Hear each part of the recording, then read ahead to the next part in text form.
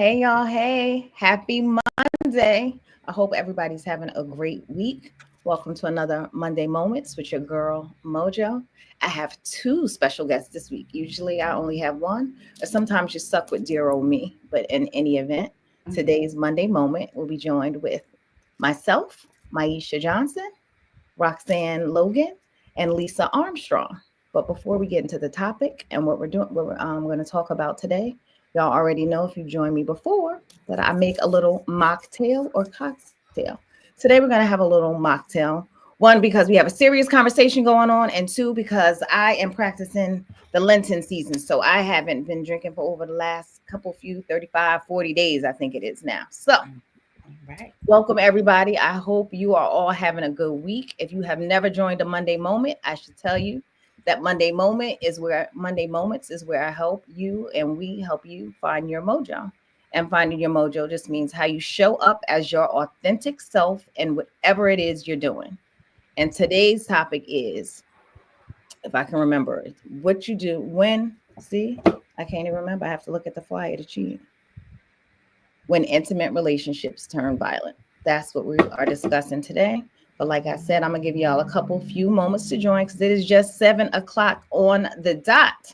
So I'll just let y'all know what my mocktail is today. I'm gonna do a little coconut water with some fresh grapefruit, because why not? Squirt some grapefruit juice in there. But I think that might be a little tart. So I'm also gonna add a little agave. I'm gonna just put it over some ice and stir with a garnishment of some pretty smelling fresh spring peppermint leaves. So that's what we gonna do. If y'all have a little libation, feel free to join in the fun. And if I remember, if I get it right, I'm gonna also make a video of me making all these lovely mocktails that I've been partaking in this season. So, ladies, how y'all doing today? I already asked you that before we went on, but let the people know how y'all doing today.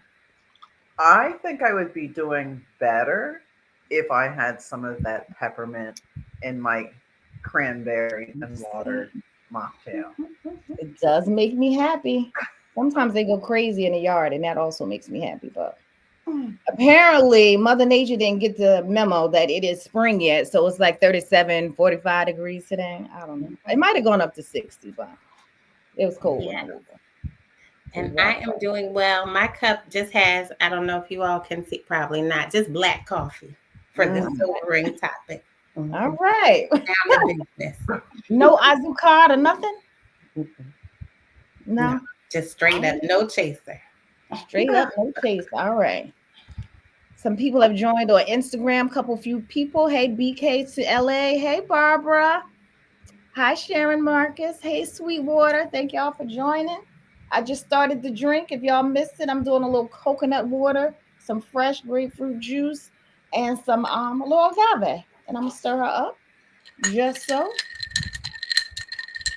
I like to have a good conversation over a good glass of something, and usually a pretty glass. I chose my little low ball glass today, and I'm gonna top it off with a pretty little peppermint sprig because that makes me happy. There you go. Yes, I think I'm gonna dip the side in first so I can get some of the flavor in there. Stir that around in there. I realize one of my Monday moments falls on Cinco de Mayo, so I'm gonna have to think of a special little drink for that day. Anyway, y'all, happy Monday. Cheers. Happy Monday. Happy Cheers. Monday. So thank y'all for joining. I'm so happy to have y'all. I'm pleased to have you. Thank you for taking out a little time to drink and talk and share with the people and me. If you all are just joining, I'll repeat again that today's topic is when intimate relationships turn violent. A very serious conversation, but one that I hope you all are interested in and will share and comment and ask questions about. So, without further ado, I will let you all each introduce yourselves. Tell us a little bit about who you are, where you are, what you do, and what you want to talk about with us today. You want to start, Lisa? Sure. Again, my name is Lisa Armstrong. Hello. Um, so, I'm a licensed clinical social worker and a public health advocate. And I work in different areas: intimate partner violence, grief, uh, just standing beside someone, finding their voice again, Uh, and my work is rooted in honoring what's human and true. And I'm so happy to be here today with you on Well, Monday thank you. Moments with Mojo. Well, thank you. Yes, and I am Roxanne Logan. I also am a licensed clinical social worker. I'm also a licensed attorney in Pennsylvania and New Jersey, focusing primarily on family law and other issues surrounding family issues. Um, I got into this work because I spent many years working with children and families in the Department of Human Services, many different positions, and I wanted to really focus on families in crisis. And that brought me to this intimate partner violence work. But I also provide telehealth therapy for people with any number of issues that they want to work through and talk therapy. Fantastic. Well, thank you all. Thank you both for joining. Mhm. All right, there are a couple few people joining on Instagram too. Let me just shout them out. So you all, I have a bunch of questions that I have lined up, but please, in the middle of the conversation or during the conversation, please feel free to chime in with your own questions, your comments. Hop on over to YouTube if you like. FYM with Maisha on YouTube. We're at both places. We are streaming simultaneously on Instagram and on YouTube. I'm trying to get with all of the things these days. All right, so let us jump right into it. You kind of shared why or how you got into this field, but how come or why are some of what are some of the reasons why you decided recently to focus on violence in intimate relationships, or for that to be one of your focus areas anyway? I can start this off. Mhm. Um, I think that the reason why I got into this is very personal. My mother was a survivor. So that's where the seed was planted, so to speak. Um,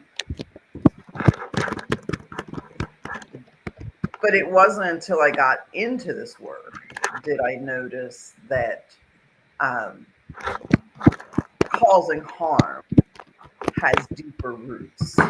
And so I really believe, though, my mother and what her lived experience was about really had me begin to focus on such an area that is really not talked about in our communities. Mhm. Yeah, and as I said, I had worked with children and families in many different positions, and unfortunately, intimate partner violence is prevalent in families that are in crisis. And so I really wanted to focus on that area. I found myself when I was in grad school working at a shelter that was for women and children. And after graduating and getting into my work life, I found myself working with people who had been harmful to their partners. And I really liked that I was able to work with people on both sides of the issue, and really be able to bring my knowledge as an attorney and as a person who had worked with survivors to my work with people who had been harmful. I just think that it made for a very robust practice in helping people to understand where some of this behavior stems from, the impacts on the family and on the individual. And it's been really rewarding seeing people freed from this type of relationship. And can you share? I know you can't get into like personal people in particular, but can you share? Are there some similar underlying issues with some cases that are the reasons why some people turn violent or relationships can turn that way that you can share? Me, Like, are there any common denominators that you're finding over the years? well, I think for me, the way I approach the work, the first thing is to expand the definition of abuse. A lot of times people think of abuse as uh, big common things that we all can agree on. If you hit somebody, if if you're chasing someone down the street, those are kind of obvious. But I think that the more subtle things that occur that lead up to the more explosive things that people know about, or maybe they don't even lead up to those things. Maybe they just are pervasive over time and they are harmful Mhm. and impactful to individuals in the family. I think it's important to understand that. So that's how I approach the work with everyone. I start off by helping them to understand that it's not just the slap, it's the criticizing, it's the talking down, it's the name calling, it's things that a lot of people say are not big deals. But Mm. those big deals snowball into a way of life that often is very difficult, oppressive, and harmful.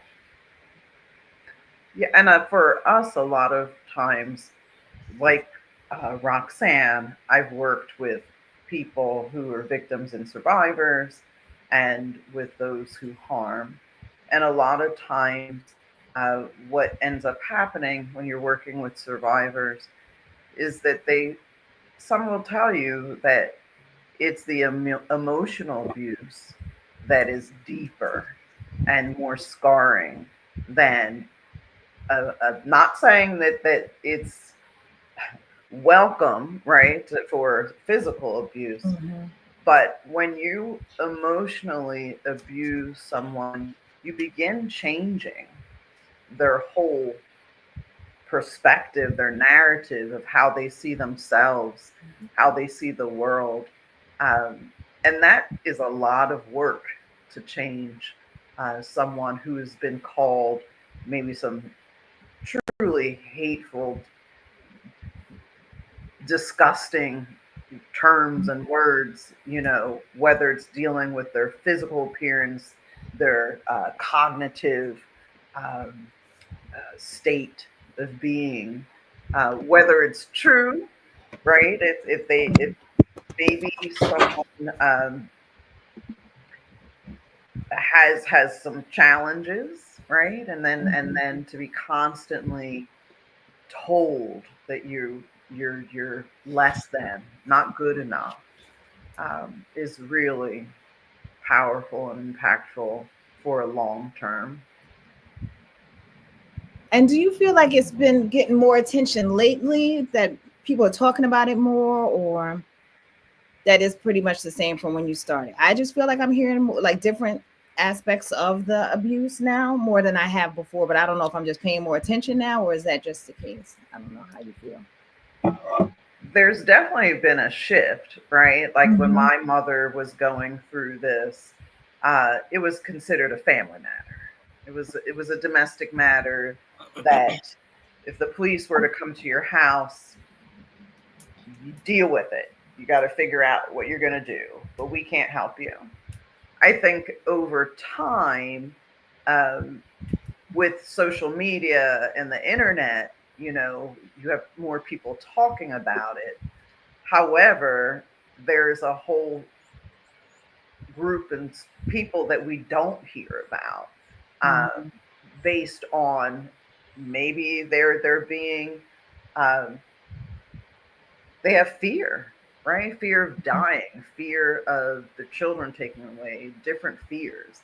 And then when you look at those who identify as male, still to this day, if you're male and abused, it's not really a popular thing for you to, you're going to identify your relationship, right? Your sexual orientation, perhaps. Um, if you're being beaten or physically abused or emotionally abused by your partner who identifies as female, there's stereotypes, right, about a man being uh, weak, and so a lot of we know that men have not come out to talk about this issue as much as women. So the numbers are always a little off and questionable based on the fact that a lot of people do not come out. What do you think, Roxanne? Yeah, I think it's excellent that, as you said, because of social media, people are hearing about it more. More people are able to share their stories, and people are seeing themselves in the stories that are shared. I think it's also interesting that on the other side, um, there are more people justifying abusive behaviors now online as well. And so it's, from where we sit doing this work, it's interesting to see so many people weighing in with different opinions um, online, but there definitely is more visibility to this issue, this problem, this pandemic, if you will. Um, and so I'm glad that it's out here in the public discourse. But I Mhm. am concerned that just very recently I've heard a lot of people saying that empathy, which is something that is needed to change this kind of behavior in these relationships, that empathy is not important. Um, Empathy is absolutely important if you want to have good quality, equitable relationships. Now, if you don't want that, then maybe it's not important to you. But it's Mhm. been disheartening to hear that more recently online. Mhm. Now, I'm just thinking in my the little bit I know about it, or people that I've come in contact that have been abused mentally, physically. For you once it was a coworker, one time it was a friend. With a friend, I didn't know till after the relationship was over that she was going through that. And then with the coworker, like I remember us all almost felt like an intervention talking to her once we started seeing her, trying to cover up stuff with makeup. It's like, what is the not this? I don't. Like, I guess it is secret. Like, why they so secretive? Besides the fear of it all, like, are they embarrassed? That do you find they embarrassed that like it's somehow their fault the abuse? Is that part of the abuse, making it seem like it's your fault? I think there's so many issues that can be a part of that, but absolutely embarrassment, feeling guilty. Often people will feel guilty about wanting to call in help, the police or family Mhm. members, especially if the person who is being abused goes back to that partner later. They don't want to call in help and then be told, see, this must not be true, or, you know, you, this can't really be as bad as you said because you're back there. And statistically, people who are in these relationships go back many times before they're tired, before Right. they're ready to leave.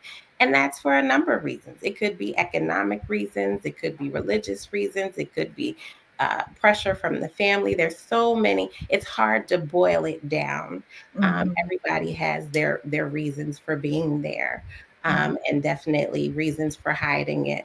Um, and so I hope that by this talk and others like it, we will heighten awareness and give people some resources at the end so that they can make other decisions for themselves if they'd like to.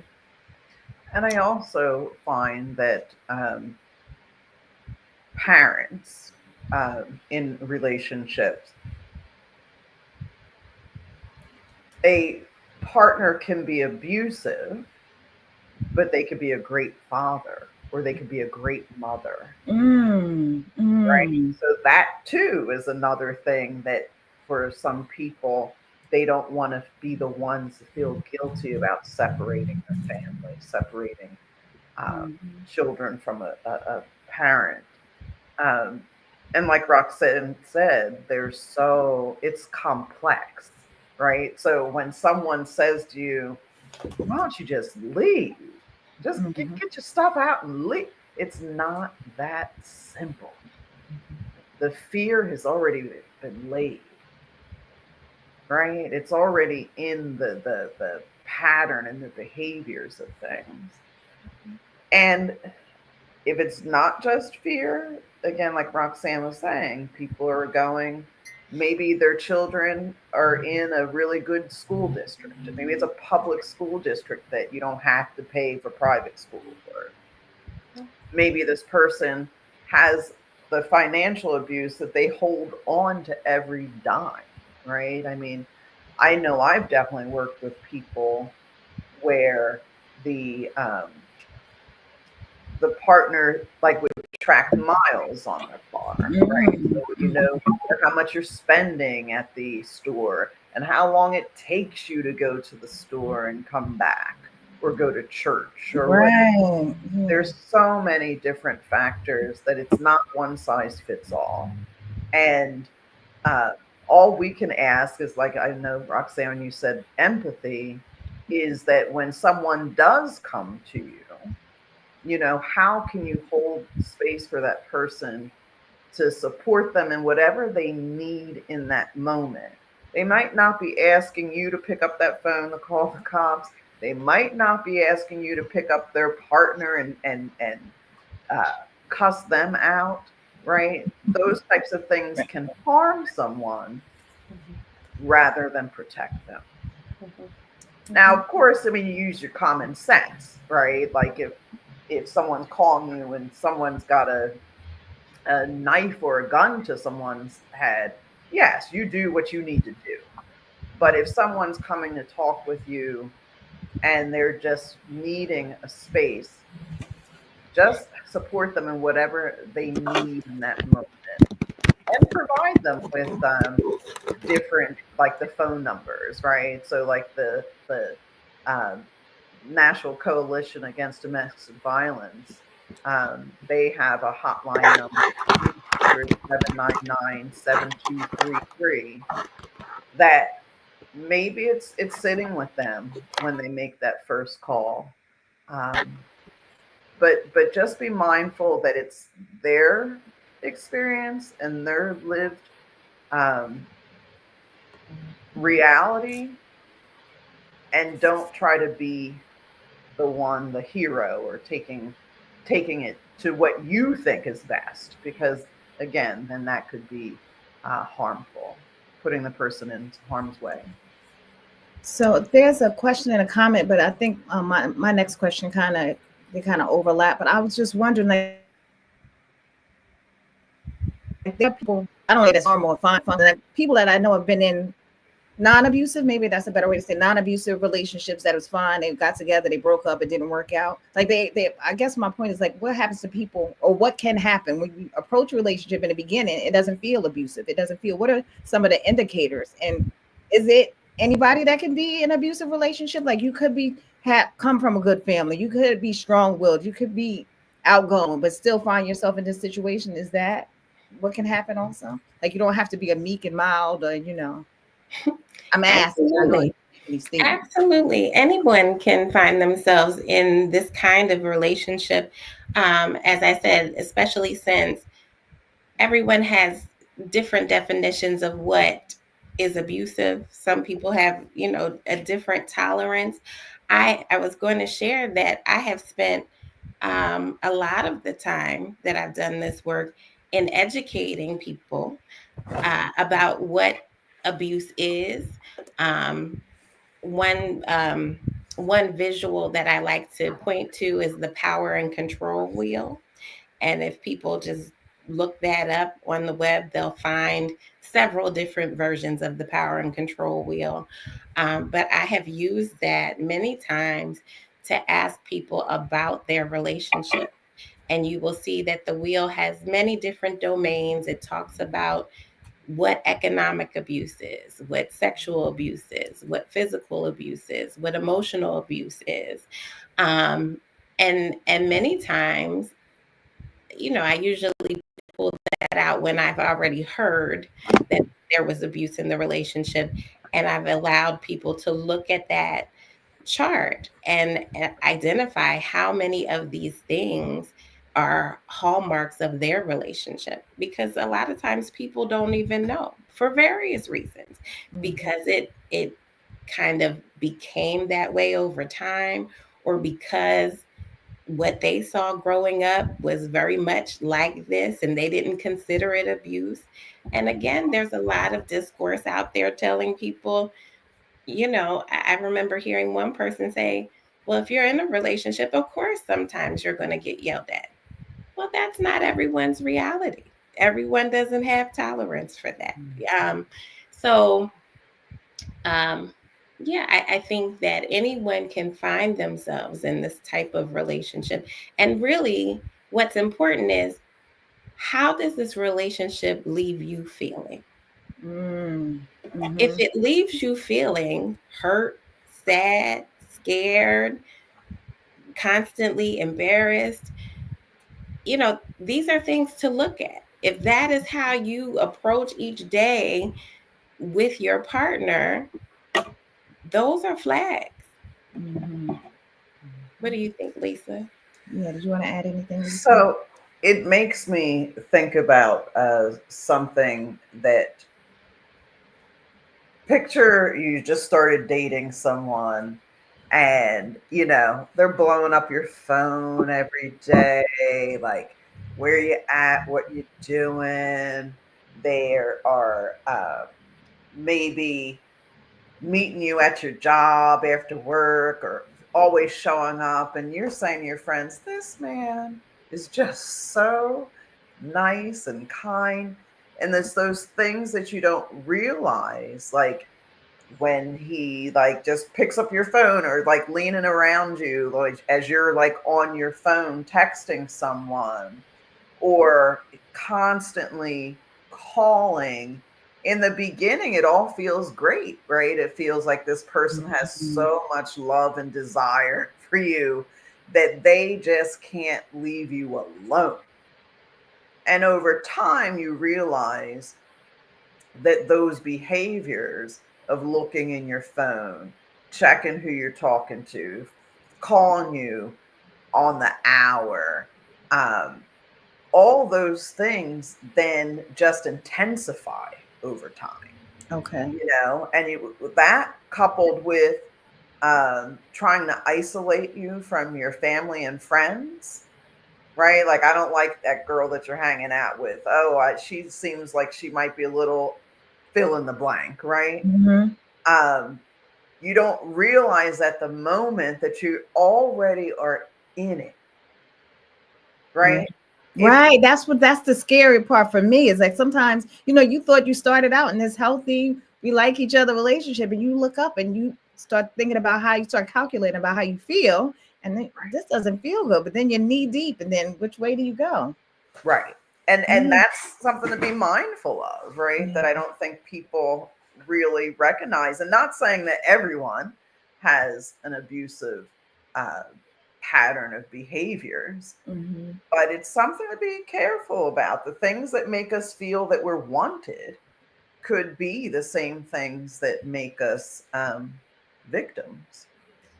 So I didn't write any of these. I mean, I didn't write this question down, but as you're talking, it's making me think of like, do you all do? I want to ask you all about. I'm really intrigued that you all do abuser counseling. Also, I often hear a lot of people talking about the person that's being abused, but not a lot about the therapy of the abuser. But before I ask you that, I wanted to know, like, do you do any? You all, I think you both mentioned that you do relationship counseling as well, or therapy. Do you do any like pre relationship counseling? I don't even know if it's a thing, but I'm liking this guy. I'm starting dating. Can you give me any kind of advice before I date? Have you had any of those kind of sessions with anyone? Well, I'd like to start backwards if I can, Okay. because you said we do abuser counseling, and we don't call it that. We Okay. absolutely Correct me. say we have called it. We work with people who have been harmful to their partners, and Okay. the reason, and that's very important, because the reason is you are not your worst behavior, right? I'm not Yes. going to call you. If you stepped on a worm, I'm not going to say that I'm working with the worm killer. Like, just Yes. You you got know. it. A So worm Point killer. taken. Yes. you did a thing that some people would be upset Yeah. about, but that is not the sum total of who you are. Correct. Got it. So we that is those are the people we work with. And honestly, we're therapists. So we don't strong arm anybody into the work with us. No And doubt. we both have worked with people who have been ordered by the court to work with us. But even in that, we can't make you do anything. Once you get there, you are required to show up sometimes if the court mandates it. But once you get there, if you say, I'm not doing this, okay, we'll let them know you're not ready to do this work, because you have to show, if you are a person who's been harmful to your partner, you have to demonstrate some sort of empathy, some remorse, and a desire to change. We're not here to struggle and wrestle with people. We don't fight people for their healing, as someone said. We work with you if you want to do the work. So I think that's really important. Um, and then with your other question about pre-relationship counseling, I don't think anybody markets it that way. Of course People not, come but you in for people come for therapy, and definitely I think it's important, if people are not in relationships and they want to get into relationships. I think it could be very helpful to talk about what's important to you, what is healthy for you. I think that our background in this work is helpful to help people suss out what to look for in a partner and in themselves, and to really be in tune with their own emotions and feelings, so that when some flags come up, or even if they have some tendencies to be mm, abusive to other people, they can kind of step back and talk through, why would you wow. either accept this behavior, or why would you put this behavior onto someone that you're trying to have a connection with. What Right. does true good quality connection look like? Absolutely. Yes. What do you think, That's Lisa? so important. I would say, if first of all, and thanks for asking that question, that sometimes I don't remember to offer and share. If you're going to seek a therapist, let's say in couples therapy, we don't recommend, and evidence based practices don't recommend, couples who are someone who's being harmed and who's being harmful go to therapy, right? Because together, Together. because that's going to be a very dangerous space when they get home, Hmm. right? So that is not recommended. Um, I agree with Roxanne in the sense that we hold no judgment. Now, is that like simple and easy for people? Of course not. But we're trained and do a lot of our own work um, to make sure that when I'm sitting with someone in a space, it's very important to talk about um, what is the root, right? Because yes, some people could be alcohol, alcohol, drugs, any kind of substance that could increase and contribute to behavior. Could be intergenerational violence that people have witnessed. Like Roxanne was saying, you just think it's like a normal thing. Um, and then there's times where you got to go to the root of understanding someone's origin and their family life and how they were treated as a child, how their parents treated, if they knew their parents, all that contributes to what someone is going to show and present in their adult lives. So it is very important to be able to sit with someone, look in their eyes, and try to build trust. It's not easy when you do have people who they are looking at you like, I know you're probably judging me. There's Hmm. shame that's Yeah. coming up for Yeah. them, and you want there to be a healthy bit of shame, right? So they can hold Mhm. themselves Good responsible and point. Good accountable point. for what they've done. But it's really important that they know that we know that they're human beings first, right? Because what we want to do is we want to eradicate this. We don't want to be in this business. We know it well, but we don't want to be in it. So, in order to do that, if you're someone who's harming others, I need to treat you as a human being. I can't sit up there and say, well, you didn't treat this person right, so I'm going to like stomp you down. That doesn't provide room for transformation healing. No doubt. Wow, that's very well said. It gives me a whole new perspective. And one of my questions that I maybe it's just something I struggle with, but usually if you have a question, somebody else does too. I always wonder like what, and I guess it might be different answers to the same question, but what, and I'm trying to say it politically correct, but I always wonder what's in the mind of the person on the other side. What could the person that is harming another person think, like what rational decision are they making or deciding to make that makes them think that harming somebody else would lead to something good? Or is it something that they're not thinking, it's just an impulse? Is it, and maybe it's different answers to that question. Well, remember when I talked about the power and control wheel, a lot of times it's about just those two things, trying to control a situation. Okay. If I yell louder than you, then you'll get smaller, you'll be quiet, you'll do what I'm telling you to do. If I stand up over you, I get bigger in the space and you stop saying or doing whatever it is that you're doing that I don't want you to do. Or you'll think about me before you do something that I don't want you to do. So a lot of times that's what it's about. Other times it's about how people are socialized.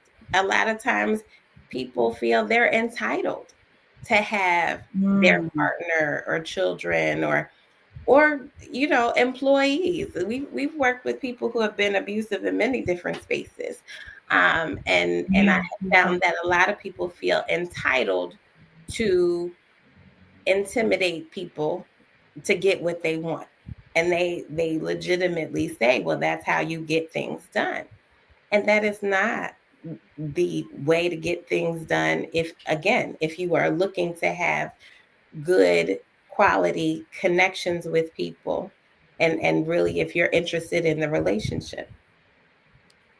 No I doubt. remember working with someone who had a speech impediment in grade school.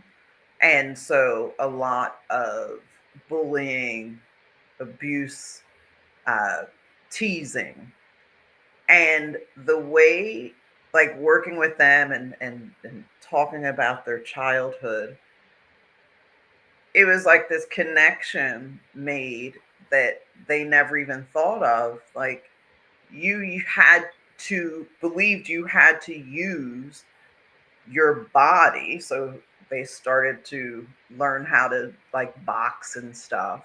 Mm-hmm. They used that, their body, to beat up people, and then eventually moved into adulthood.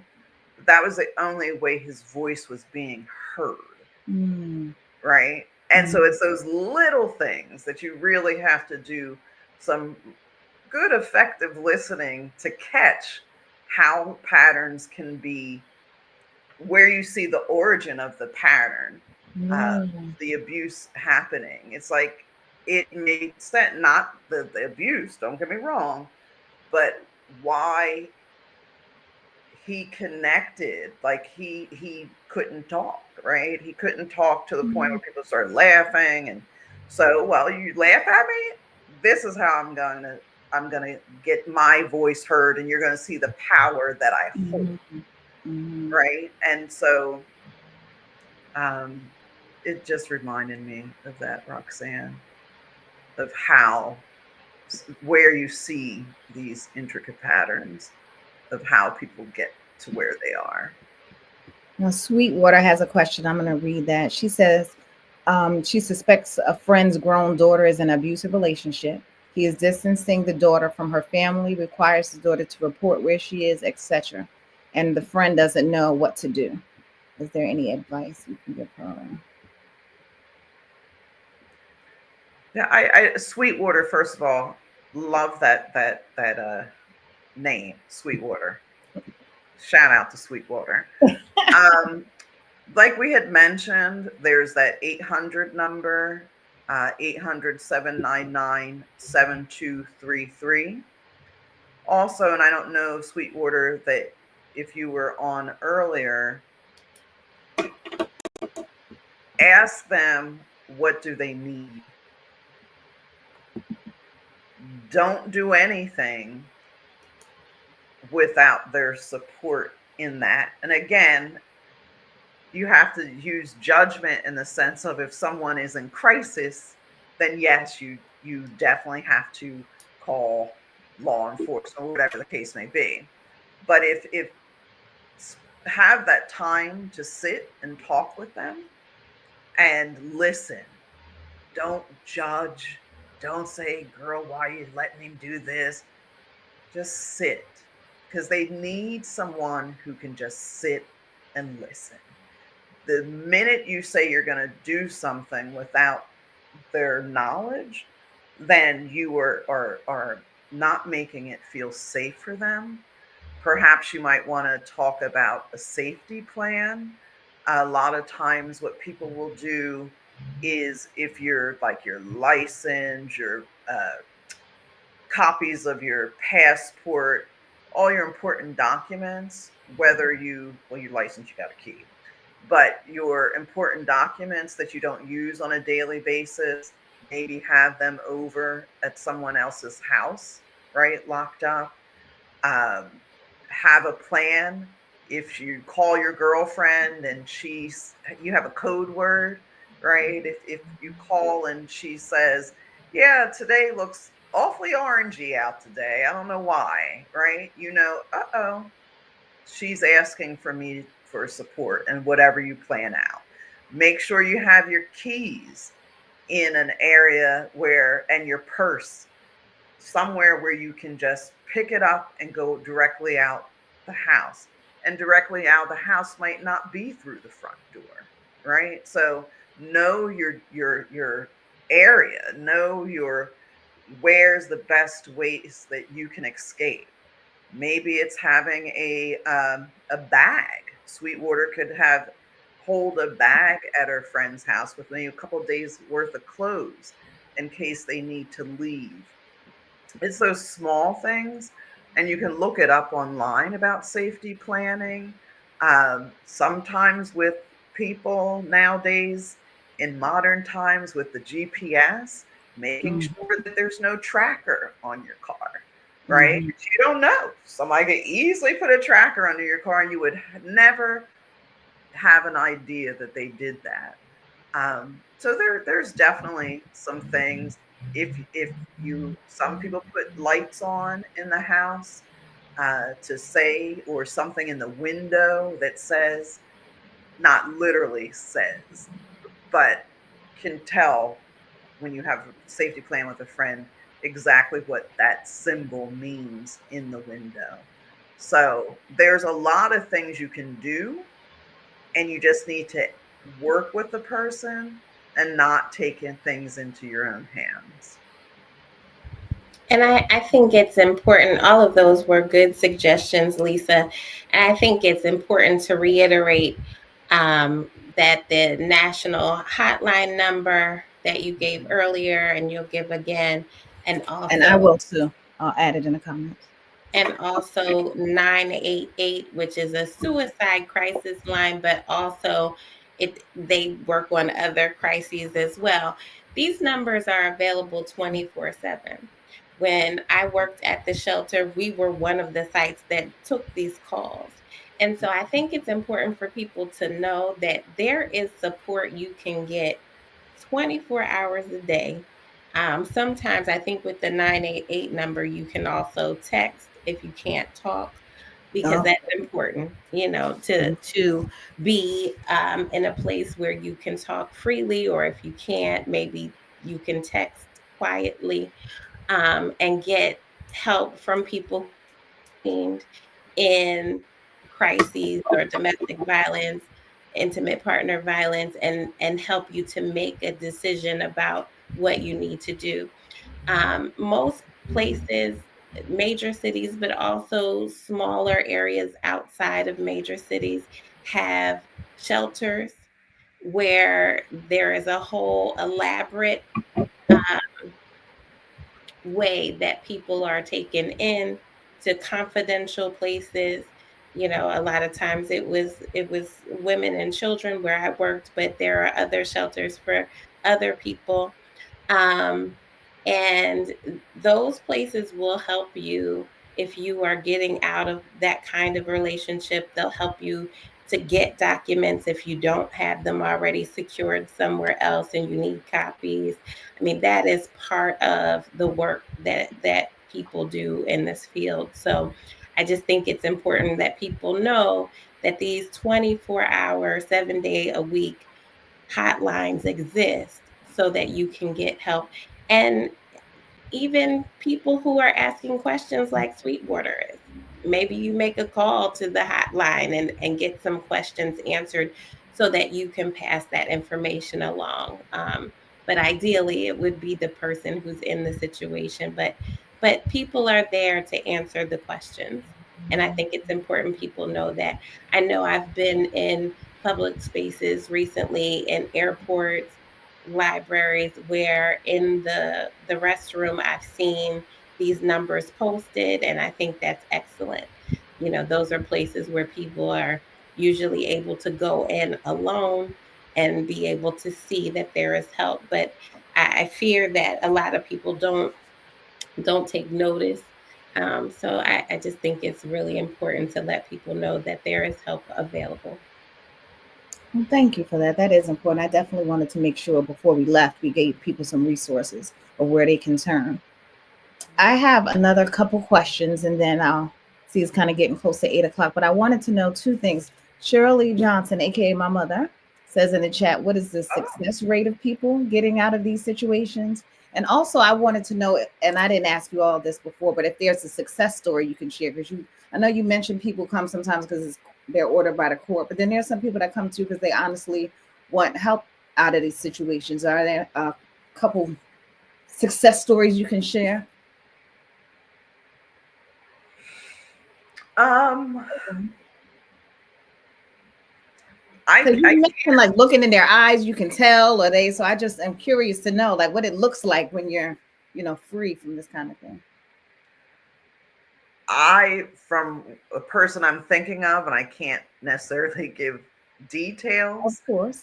Um, but to see the shift and change in how they present themselves is just mind blowing. Just how you can see like the liberation, right? And being able to really truly live within themselves is uh, truly a gift to be part of that, and to know that they've trusted you to help and do the work with them.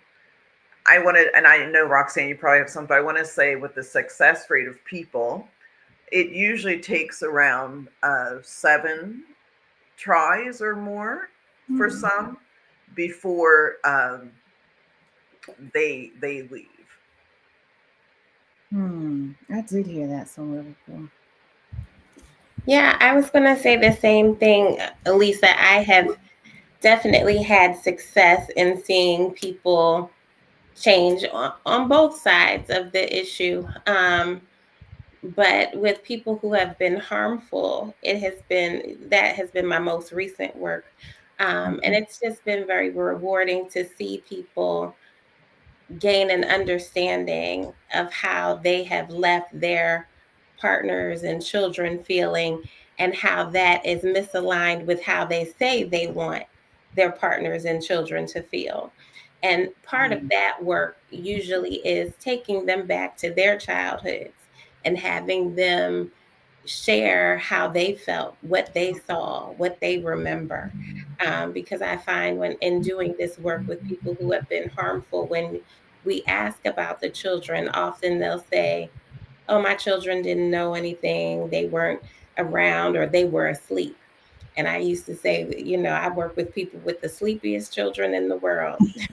And my point was that it's really hard to think about how your behavior may be impacting your children. And when you're in the midst of whatever behavior you're engaged in, you're often not thinking about them at all.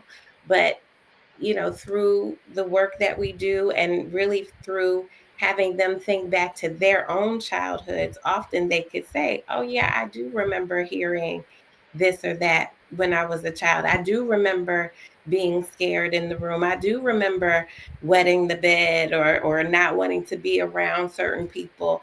And so, when people can put themselves in the shoes of their children, of their partners, empathy, it Empathy. makes a Yeah. big difference. And Empathy. so helping somebody go through that journey and get to a place where they now are very aware of how they are impacting people, and they really can make a conscious choice of who they want to be and how they want to show up, that has been a success story. And there's been many of those. There are people who sometimes come in as mandated clients, and then they stay beyond Mhm. the mandated time. Those are the success stories. Mhm. um, I think also, we both have been a part of running groups, and sometimes in the groups, more than we could do as individual therapists, the group will hold each other accountable. And Mm. they will see themselves in other people, or, they'll see mirror reflections that they don't like. They're like, well, you did what? Well, how is that different than what you did? And so they start Mhm. to see and start to be able to Oh wow, decide that's to awesome. change on their own, because they don't like what they're hearing from their group mates. Yeah, that Um, sounds so rewarding. Wow, Absolutely. that's And I've awesome. had the same experience with people who have been survivors, and really understanding that they don't have to live this way. This is, their definition of love and what they've been dealing with are two different things. And they really can make different decisions for themselves and for their children. I'm glad you said that because I was going to ask you about the love because in a lot of these situations, I know people mention, about the love, or after they do the harmful thing, they say, the response or apology is about how much they love them. So Mhm. you should probably I communicate. want to make a comment. Roxanne, you had mentioned about children being in the home. And, people always say, or even when it comes to divorce, oh, we're doing it for the children. We'll get divorced at a certain, and with whether you're arguing and fighting or not arguing and walking around in silence in a home, um, maybe a child might like go into the room and close the door, but they can feel somatically, they feel all this in their bodies, right? And that tension and the trauma that they feel, that will remain with them, right? Mm, And we might think we're quietly fighting in another room, but you have to think of the impact, right? Like domestic violence can lead to substance use, suicide, self-harm, uh, early pregnancy. The list goes on, right? Behaviors and challenges might get involved with law enforcement in a negative way. There's so many ways that we impact our children, but we don't ever really think about the long-term impact that it has on the people that we love. yeah, all the people around us for sure. Hmm. Oh, somebody had a question on Instagram. Kathy says, what if the person is not legally in the U.S.? Is is there an agency that could help? Again, I would call the 800 number, Yeah. uh, 799-7233, and ask for support. A lot of times, what they do is they have language lines that perhaps someone can get someone connected to someone. Um, and that's a really serious space, right? When you're undocumented and having challenges, Mm-hmm. that's an added layer of a challenge. But I would recommend calling the 800 number, or if they're in a community and there's a nonprofit organization that they can reach out to, I would say that. Um, what I've found, and Roxanne, tell me if you've experienced this, is one thing I've learned over time is that there are definitely cultures and community where if you speak about this, you will be uh, uh, excommunicated. What is the word I'm looking for? Yeah, You'll that's it. you will be alienated from your community. Um, so you have to be very careful in choosing who you're speaking with in those cases. And I would recommend, don't do the family friend thing. Go to a nonprofit that is in your area, who can support you in that work. Okay. Yeah.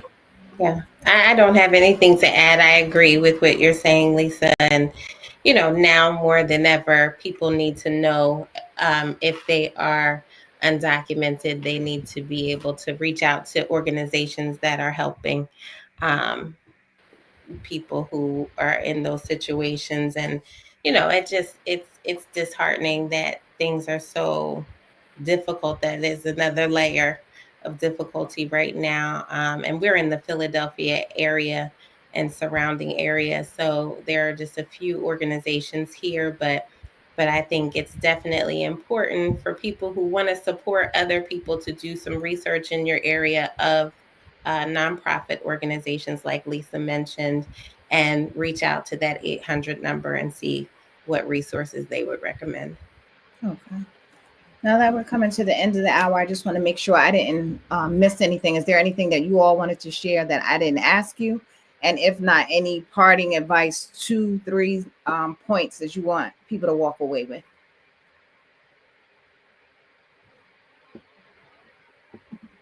I think it's important, if people feel they need support for this issue or anything, um, but especially the topic of tonight, to reach out for therapy. I think a lot of times people don't know where to start. I get a Mm-hmm. lot of people referred to me word of mouth, and that's great. But I often hear people say they just don't know where to start. So if you have insurance, a lot of times you can call the back of your card and see what providers they would recommend. Internet searches with different terms for the type of therapist that you want are also a good way to start. And sometimes people's employment place of employment may have an employee assistance program where you can get therapy for free for several sessions before you start to pay for it, so you can determine if it's for you. Also, people who are involved in various professional organizations. Here in Pennsylvania, we have an organization called Lawyers Concerned for Lawyers. And that organization will pair you up with a therapist and pay for the first one or two sessions, and then you go from there. So I think it's important, especially again with this topic, but just in general, things right now are very stressful. If people feel that they need support, I encourage them to take some time and look um, online for resources, or just start with the back of your insurance if you can. And word of mouth helps also. There is help out there. Sure. And I would say, I know we didn't really talk about elder abuse, making sure that you keep an eye on your older, mature loved ones. because there's a financial, physical, sexual, emotional, verbal abuse that goes on there.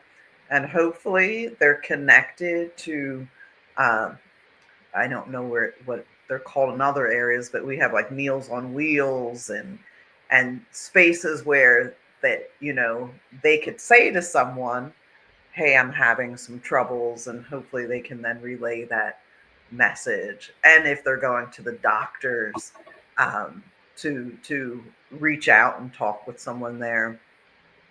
And I want to just say that I definitely believe in transformation, and slowing down. And this reminds me, the most important thing to say to the listeners who are experiencing abuse, that you're not alone, and that there is support and help out there.